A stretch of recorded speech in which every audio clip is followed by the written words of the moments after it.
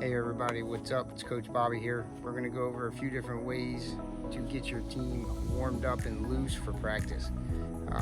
When I was doing U4, U6, I mainly kept my kids in a single file line. Now that my kids are in U8, going to be soon to be in U10, I'm going to transition them to the more grown-up version of soccer warm-ups, where you cut the field in half and run to the short side with everybody spread out along the sideline.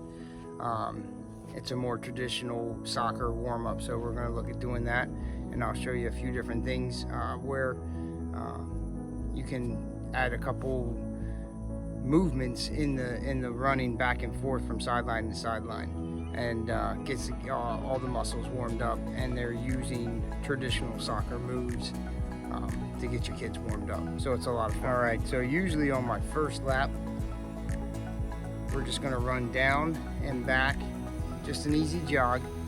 We don't want the kids sprinting right out of the gate. This is to get them warmed up. So you're just gonna have everybody basically as a straight line across. You're gonna jog down, jog back. On the second round, what you're gonna do is you're gonna have everybody turn around and you're gonna try to run backwards. Now, the younger they are, the harder it is. You're gonna have kids on their butts on the ground, but as they get older, it's not that difficult. You're not looking to run super fast. So anyway, backwards, all the way down, and then usually I'll combo it with a sprint back to the other side now that we've done a couple laps and the kids are warmed up. So backwards down, sprint back. All right, so the next one we're gonna do is a heel touch, and I'll demonstrate it for you. It's easier than it sounds, but the kids are gonna run down, lifting their heels high as they go, touching their hands because their hands are gonna be by their side, and it's just gonna help get the legs stretched out, get them flexed.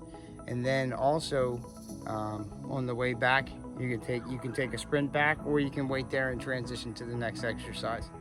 I always like to mix it up. You don't want to keep it too standardized. Keep them guessing, keeps them having fun. All right, so the next one I'll do, it's a two-parter.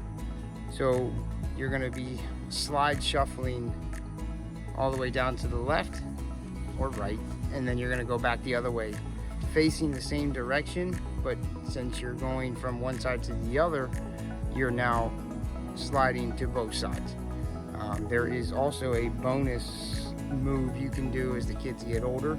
It's a little bit of a Criss-Cross Shuffle, and I'll show you that as well.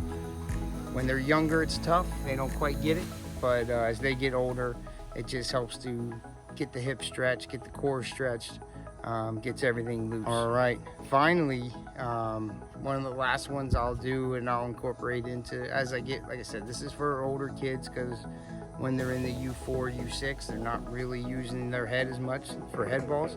But as the kids get older, one of the last ones will be a jog up and back, but I'll blow the whistle occasionally and they have to do a quick 1-2 step jump like they're heading a fake ball.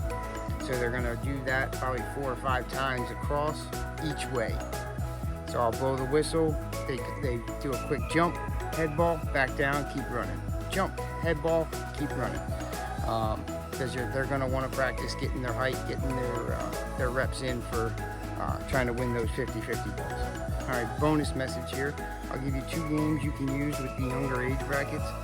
It's a lot of fun, and they incorporate a lot of soccer skills for the younger kids, but it makes it fun, and they're able to learn and practice some of the more basic skills, but keeps them involved and having a good time while they're practicing.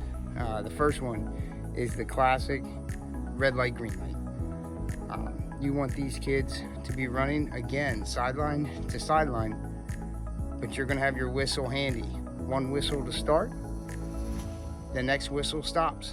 That way they practice control, they practice dribbling at speed, but while keeping the ball close, stopping, starting the ball again, and it just improves their coordination because they have to listen for the whistle. They can't anticipate it. You don't want to be in front of them. You want to be off to the side so they're not watching you. They got to hear the whistle, stop, and then go again. And it's a race down and back, or however you want to do it. You can mix it up, make it fun. The second one is another classic that the kids will know, and it's Sharks and Minnows.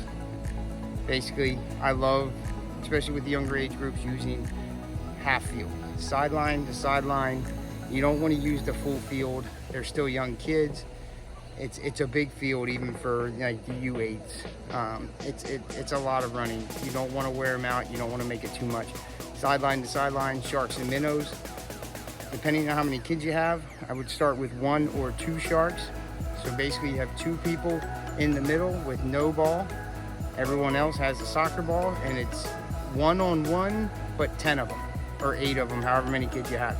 And their goal is to get to the other side of the field without losing the ball. If the Sharks take the ball, they're now a Shark. Last kid standing wins the game. It's a lot of fun.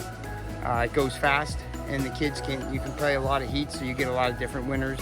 Mix up the Sharks. That way you don't have the same person doing defense. Mix it up. Everybody gets to practice. It's a lot of fun. All right, thanks for tuning in. I'm Coach Bobby. See you next time.